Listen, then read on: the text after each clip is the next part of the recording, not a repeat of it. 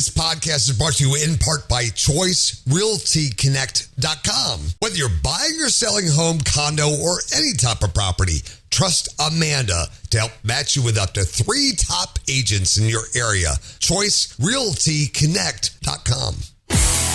Hey, all you rock stars from Washington, D.C. This is the Rock on the Money podcast, episode 122. It's time to talk about saving, investing, and protecting all of those hard-earned monies. We're here to coach you along that path to retirement and financial independence. Hey, I'm Craig, your Dave Ramsey Master Financial Coach. Along with Amanda, she is a corporate in-house lawyer and real estate referral agent, and we're grateful you've joined us.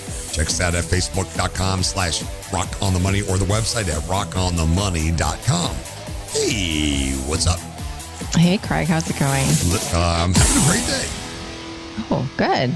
I mean, everything in my region is blooming at the same time. It's not like the gradual spring. Yeah. So it's like, hey, here's pollen. Bam. That's it. So, well, at least you'll get done with it soon, too. I'm hoping. Yeah. So. Hey, I'm fully vaccinated now. I'm jealous. I want my vaccine. I know, and I've got the travel itch hard right now.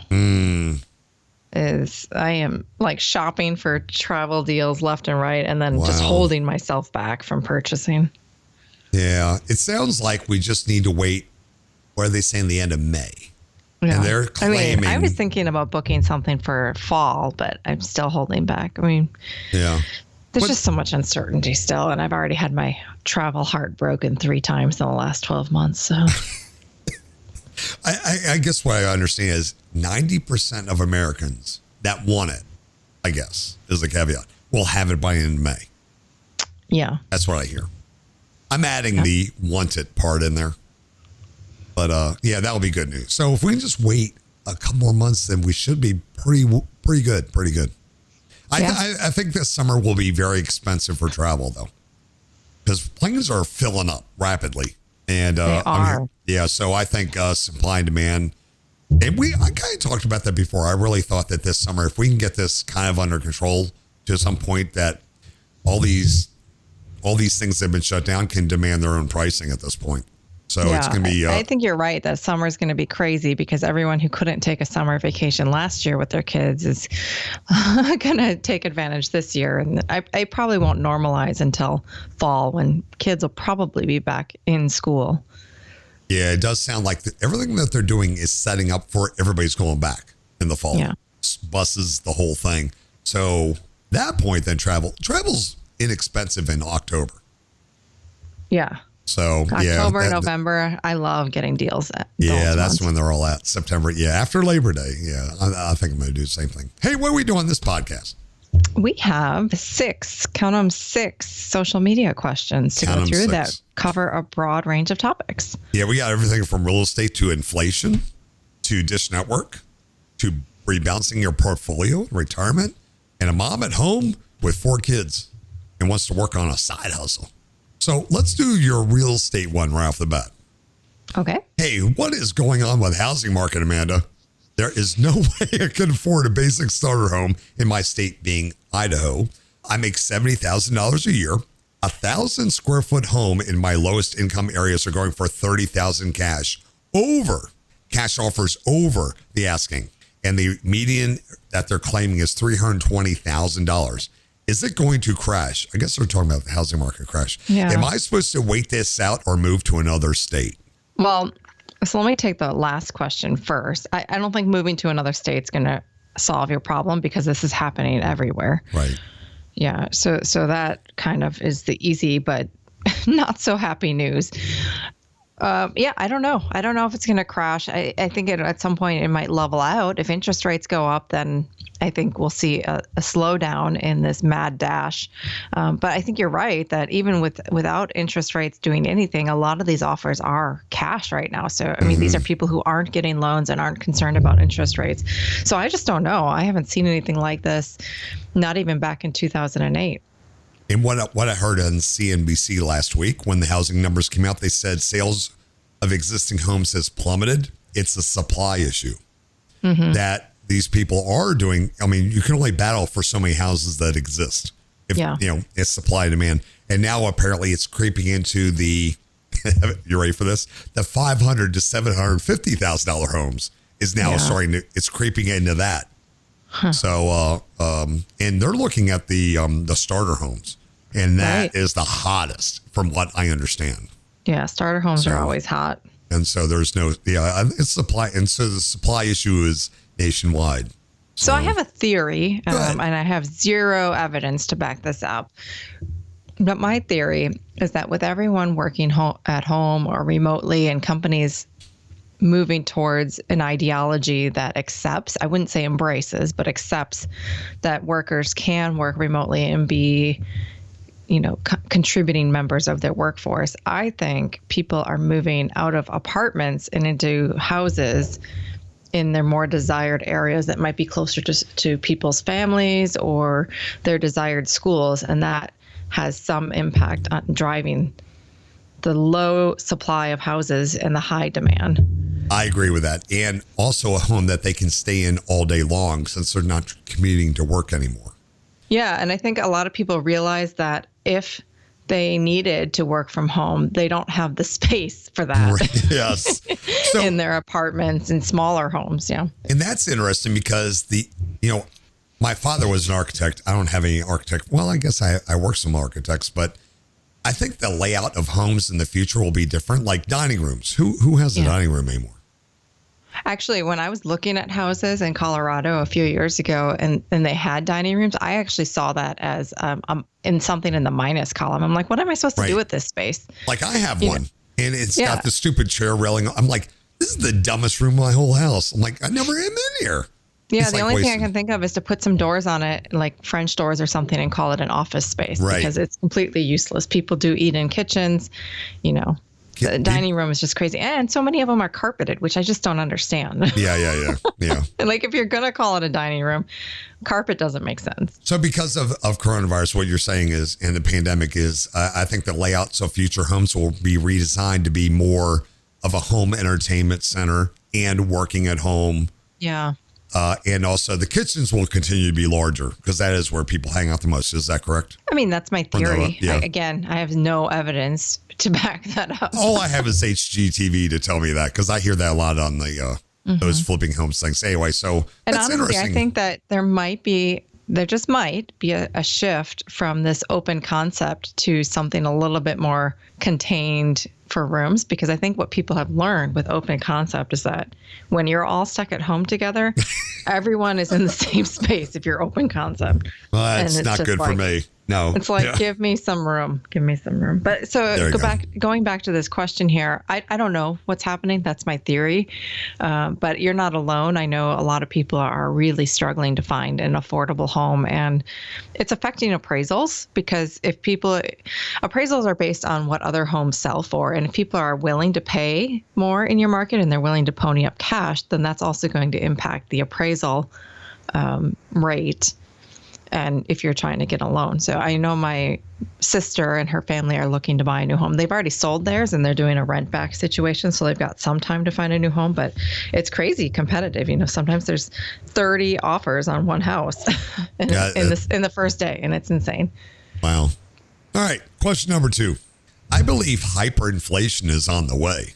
How are y'all prepping? Yeah, I'm not. Yeah. This should be a quick one. In my opinion, I don't care. Yeah. It doesn't change what I do. So hyperinflation, just to educate everyone. Right. That's a term that describes rapid, excessive, and out of control general price increases in the economy. Mm-hmm. So generally, inflation is a measure of the pace of rising prices for goods and services, and hyperinflation is rapidly rising inflation. So typically measuring more than 50% per month. Right. I just don't see that happening. And the Fed in their recent talks in the last few weeks are saying that's not on the horizon. It's extremely moderate. And so everything seems to be going okay. There are some increases in costs of certain things, certain sectors, but they're not seeing that. They're not forecasting it. The Fed is pretty honest about that stuff. And they will make changes based on that to keep us, level. It's not like how it used to be. The Fed does a really good job in keeping everything. It's not how it used to be several decades ago where everything would go out of control. I mean, when I was growing up as a kid, I remember vaguely like interest rates were like double digits. They really do a good job at forecasting and injecting money in the system and doing. I mean, it's a whole science that I have no idea, understand how it works. But good thing we have people in there that seem to watch this stuff. They adjust the rates. They play with it all day long. So I believe in the government. I don't think they're trying to hide anything, and they're not forecasting that right now. Yeah, I mean, obviously the rumors are going to continue to persist. The Facebook rumors. Yes. But all the members of, authority figures are all saying no. Yeah. So here's an example of hyperinflation. So first of all, inflation rates are typically average around 2% per year. Right. And since 2010, the highest annual rate of inflation in the United States was 3.14%, and that was in 2011. So it's still 10 years ago. The projected rate for 2020 is 0.62%, and for 2021, it's going to be 2.24%. Again, that's a projection, but still not anywhere near hyperinflation, which could be 1,000% or more per year. Yeah. Hyperinflation rate, a cup of coffee, which let's just say a cup of coffee in 2020 was $2. With the 2% projected inflation for 2021, it would cost $2.04. Not a huge difference, right? Yeah.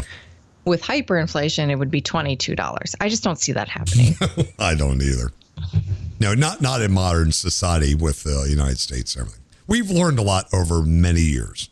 Unless there's an entire collapse of our government and our economy, like has happened in Venezuela and other places. Yeah, This just isn't going that's to happen. That's a good point. Of course, people are going to debate us on that, but no, we're not in that. So the bottom line is, I'm not prepping for it because I don't believe it's happening. I don't either, and I do. There's trust no the Fed. evidence to point to that. No credible evidence. Okay. Question number 3: cutting Dish Network. What are you all using? Well, I have cable internet. I can't get rid of internet. I have cable, so I have Xfinity. But I got rid of the TV portion, so I only pay for internet, high speed, and then I have YouTube TV, which at the end of the day, really isn't that much cost difference. Yeah, I was going to say, and YouTube TV has done some price increases. It's like $60-some now. Yeah, so it's really and now no it's right different. Up there with the cost of cable. But I do like the features of YouTube TV over Xfinity TV. I like the DVR thing. I can share my account with other people. I can have it on my phone. I can do everything. I know you can do that with Xfinity, but you legally share your account with other people. You can do up to 3 accounts. Yes, legally, up to 3 devices. So I do like the features of YouTube TV, but that's what I use. What about you? Yeah. I'm still using cable. So we have Spectrum for our high-speed internet as well. And again, because we bundle that with our TV package, we do get a deal, and it's right around the same price as YouTube TV. So why change? Yeah. No, the prices have increased. So they're adding more channels to YouTube TV. It depends on what features you like. And then, of course, we have not even discussed Peacock, Disney Plus. I mean, we could sit here all day. Discovery Plus now. There's so many add-ons. You're actually paying more when we complain about the cable companies. That aside, we did do an episode with comparisons of the best streaming services. Yeah. And that was episode number 57.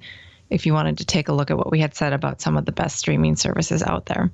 That was 100 episodes, 50 episodes ago. Math is hard. Yeah. We should actually maybe update because things have changed with all these different channels and stuff like that. Maybe I should research that a little bit. You should research that and put it on the list for next week's shows. I will do that. Gotcha. All right, let's take a quick break and we'll be back right after this. We have 3 great questions coming up. I really like the next one. I think it will deal with everybody out there about rebalancing your portfolio. We'll be back right after this. You're listening to Rock of the Money.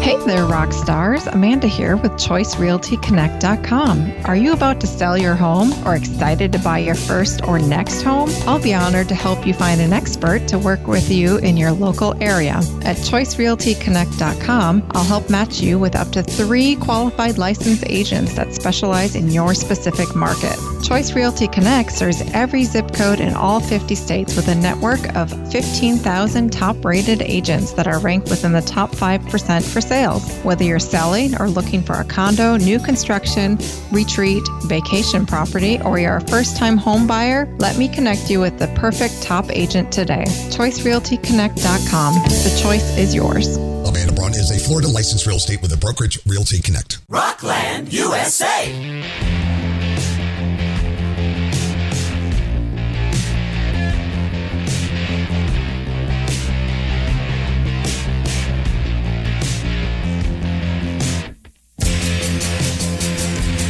Back to Rock on Money with Amanda and her little sidekick, Craig.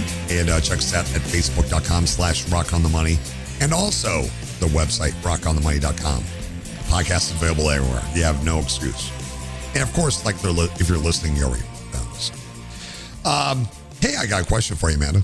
Mm-hmm. How often do you rebalance your portfolio?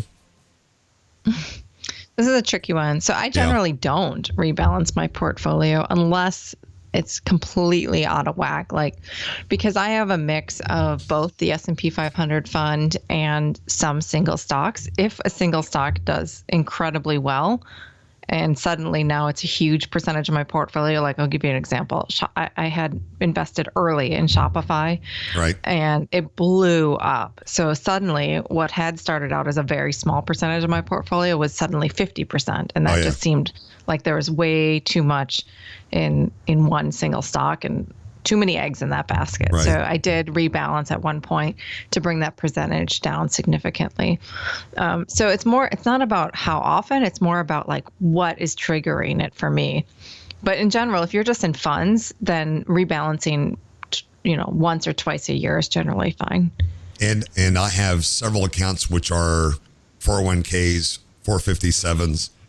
I haven't rebalanced those in years because they still meet my criteria, which is the S&P 500 index is my base and anything that beats that. As long as they continue to do that, because I picked the right funds in the first place that long-term have historically, unless something changes dramatically in the stock market, there's no reason to change it. As long as I'm beating the average. And if you're only in one fund, that fund is rebalancing for you. Right. So you don't have to do anything because the person managing the fund is already doing the rebalancing. That's a good point because I used to have spreadsheets would have the top 10 stocks for that mutual fund. And I'll go in there every now and then look, I'm like, oh my God, they got completely out of, let's say, Apple. And they have done that. Like, oh, they got out of that. So you're trusting in the manager to do all that for you. They want to just beat the S&P 500 as their goal. So as long as they continue to do that, hey, man. Do what you want. So if you're only in funds, then you don't have to do any rebalancing at all because the fund manager is doing that work for you. So, just stop touching it. Yeah, we all do it. Too many people are looking at their funds. Scab, go watch a movie. Go enjoy your life. Just pick the right things first place, leave them alone. Yeah, spend your time researching streaming services instead. If your fund that you picked beats the S&P 500 over the last 30 years, I would venture to say 9 times out of 10, it's going to be doing fine the next 10, 20. Yeah. It has a historical track record. All right, question number 5. Great question. It is a great question. I get that all the time, especially when the stock market goes up and down. People freak out. Leave it alone. Stop picking this scab. Yeah. Question number 5. I just want to make sure that this is the right thing to do by saving into my Roth IRA at work, Amanda. What? Or, hold on. That's how they ask the question. That's why I'm including this. Or do I need another account for retirement? Okay, so this individual is very confused. Yes. So there's absolutely no possibility that your work offers a Roth IRA because an IRA is an individual retirement account, and it's only available to individuals, not through their workplace. You have to open it through a provider like Schwab, Fidelity, Vanguard on your own, individually. Now, what you can have is a 401k and make Roth contributions to that 401k at your work. Or depending on your industry, you might have a 403b or a 457. Right. Like 403bs, I think, are for teachers. Right. That type of thing. But there's absolutely no possibility that you have a Roth IRA at work. So, your question's confusing. We do say Roth IRA first if you're eligible. There are income limits on it. And that, again, is individual. You have to do that yourself. And it's maximum contribution is $6,000 per year unless you're making catch-up contributions and eligible for those. If you have a 401k at work, then the contributions, generally speaking, you should be making Roth contributions, unless for some reason you have to do regular contributions there to bring down your income to make you eligible for a Roth IRA. Right, there you go. I know that's confusing, but yeah, that's the exception I generally make. There you go. That's why I included it. We have a lot of people that are confused about Roth IRAs and 401ks. The other confusion I've heard lately is people not understanding that they can have both a 401k and a Roth IRA. Yeah. So a lot of people think that the maximum they can contribute to retirement each year is like the $19,500, and that's not true. Nope. You can do $19,500 into your 401k and then add $6,000 to a Roth IRA as a separate retirement account, and that brings you, up to the mid-20s. And that is our order of investing. Once you max out both of those, your annual contributions, then you can go into stocks, houses, Bitcoin if you want. I don't care. But we got to get those tax advantaged accounts maxed out first. Then we can do all the crazy stuff. We got to build the foundation before we can do anything else. Question number 6. Last question. I am currently a stay-at-home mom with 4 little kids. Hey, hats off to you, number 1. I'm looking for a side hustle to help bring in some extra kind of cash. What are some people's side hustles? We get this question a lot. A lot. It keeps popping up. Everybody. Well, a lot of people are doing side hustles now because the internet does make it open for everybody. The internet really does a lot for that. Yeah. So, everyone's situation is going to be different, and everyone's ability to do certain side hustles is going to vary. So if you have 4 kids at home and you're a single parent, or I'm sorry, that's a big assumption here. She's a stay-at-home mom, so maybe there's a second income there. Right. You probably can't be leaving to go drive for Uber or, Uber Eats, because you're not allowed to have other passengers in your car when you do those things. So you're probably going to need to do something that involves sitting at a computer and doing side hustles that way, or making crafts at home and selling them on Etsy. I'm not an expert in side hustles. I have a sister who is, and she comes up with the most creative things, and she involves her kids in them, Wow. So it's Easter this weekend, right? So one of the things that she offers, and she puts it on Facebook, is, hey, do you want us to come and egg your house? And not in the traditional sense of the word egg, but she'll have one of her kids dress up as an Easter bunny, and then they'll go in the middle of the night and put a bunch of eggs in the yard, and then the next morning the Easter bunny will be in the yard as well, and the kids wake up and there's eggs in the yard and an Easter bunny. Oh wow. And she'll charge a certain rate depending on the location, how far away she has to drive, and the package they buy, like how many eggs are involved, right? That's really cool idea. Or if they want the Easter bunny appearance, that's extra, right? So again, you're only limited to your own imagination. That was a great idea, actually. Yeah, she's got lots of great ideas. That's just one example. But again, you have to be willing to do the work, right? To me, that sounds like an incredible amount of work. It is, yeah. It doesn't sound like a high margin. Yeah, you have to go to Dollar Tree and buy a bunch of plastic eggs and put cheap candy or something in it, make it fun. Yeah. Sometimes at Halloween time, she does a thing where it's glow in the dark eggs.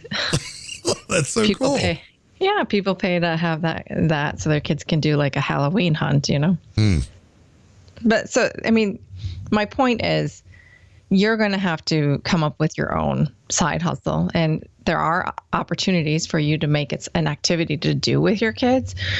Or you can wait until they're at nap time or bedtime and then do your own thing online. Nice. For the extra cash. It also depends what talents they have. Yeah. Yeah. Interesting. Like I have no creative talent, so none of the options. You do. You're so. Come on, stop. That's nonsense. So my side hustles are all very corporate oriented and educational oriented. I work full time as an attorney, putting in lots of hours doing that. So on weekends, generally, that's when I spend my time teaching online for universities. my referral business for the real estate referrals. That's also something I put energy in on the side. But yeah.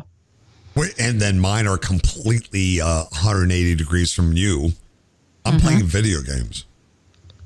Yeah, I don't even know how to play a video game. That might be entertaining, Craig. Have me come visit and me drive your truck for an episode and see what happens. Actually, they love it when the women are playing the video games. That is a big draw. Big draw. Well, that's kind of sexist, but I'm not call saying what you want. I'm just telling you the stats. The numbers don't lie.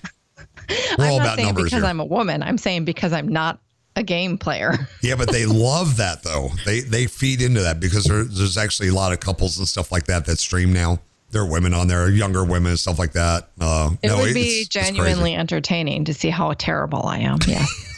It can't be worse than I am. All right. But I'm an excellent driver. So there you go. Oh, there you go. You can't make it boring. They don't want to see boring. They want to see crashes. That's like Rain Man used to say, I'm an excellent driver. Yeah. Yeah, if you want to check out my video gaming, it's facebook.com/RocklandUSA, which is the parent name to this podcast. So, yes. I don't want people seeing me stream that because it kind of takes away my credibility here. You're like, wait a minute, what are you doing? Yeah, but maybe it adds to it because you're willing to do anything to supplement your income. Well, and I started this during the pandemic when I got furloughed back in July. I'm like, now what am I supposed to do during the pandemic? I'm sitting at home. What am I supposed to do? And I already had webcams and all the stuff. I used to do it years ago. Like, let me try and stream. Everyone else is doing it. Let me try it as a side hustle thing. And who knows? Maybe you'll be coming off furlough soon. Oh, yeah. I know. I've been working on that, by the way. We got a lot of updates coming on that. Anyway, that was a great question. By the way, just Google it. There's so many blog articles out there of lists of side hustles. There's no end to list of side hustles out there. So just Google it. I mean, it's crazy. The important thing to understand about a side hustle is the word hustle. Like there's going to be work involved. This isn't where you just have quick, easy money. Like you think suddenly, oh, Bitcoin's doing really well. I should just put money in Bitcoin and I'm going to be rich overnight. Yeah, right. No, you have to actually hustle. Yeah. And the work, you have to do the work. If you look at Gary Vaynerchuk and these other guys that promote being an entrepreneur, which means you have no one to blame but yourself if it's not working. It's do the work. Those 3 words always show up and people don't want to do the work. You have to do the work. Or people are like, oh, you teach online courses? That must be so easy. And honestly, like when it's time to grade papers, I just dread my weekend. Well, as I stream on Facebook, I get thousands of people that watch me, right? And people are like, so all you do is sit at home and play video games on webcam? I'm like, I will honestly tell you, Amanda, and you probably find that hard to believe, I've never worked so hard in my life. I mean, in a long time. If you put the work in, I mean, I got the audience up to, in just 7 months, over 200,000 followers. And I'm not going to get into the money aspect of all that, but you would be shocked. But I put the work in, and I'm telling long days, but it was the work. There's people that have been there doing it many years, way down. I totally blew past them, but I did the work. You have to do the work. Anyway, that could be a whole nother episode, just on gaming. And I don't think anyone would want to hear it. Anyway, so thank you very much, Amanda. That was a great episode. By the way, your husband plays FIFA and Call of Duty.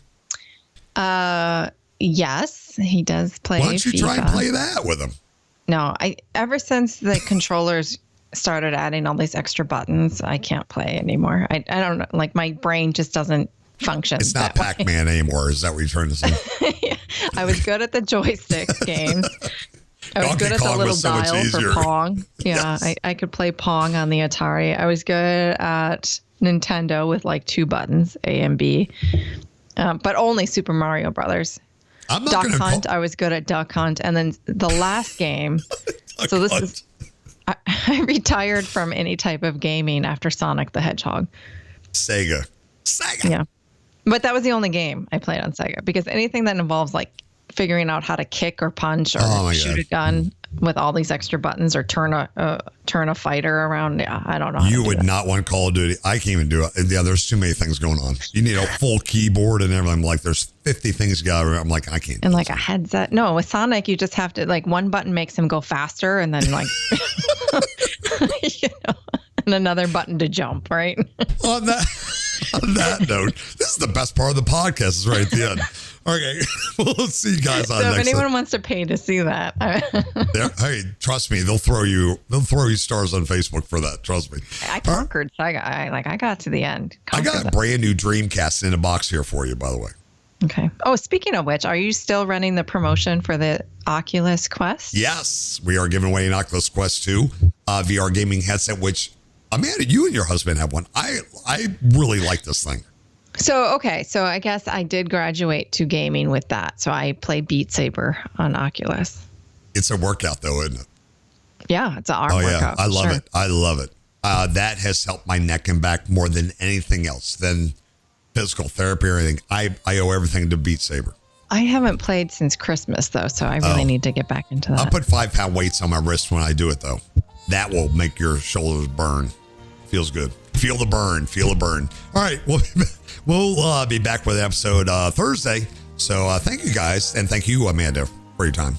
You can find Amanda on Instagram and Twitter at Agile Amanda. And you can find me on all of your favorite social media platforms at Rockland USA. Don't forget to check out the website and subscribe to the podcast. All the links are right there on the front page, rockonthemoney.com. Please subscribe and leave comments to our podcast on Apple, Google, Spotify, or even your favorite app that you got right there on your phone. Those help us out a lot. If you're ever looking for a specific topic or content that we've produced over time, just go to the website and in the search bar, just type in your topic, be it 401k, stimulus check, or anything, and everything comes right up for you. We have so much gratitude that you've taken the time out of your day to listen to our podcast while you're walking, driving, traveling, or whatever you're doing. Please send us an email. Let us know how you're doing out there. Podcast at rocklandusa.com. So long, everybody. Thank you very much again. We'll see you again next time.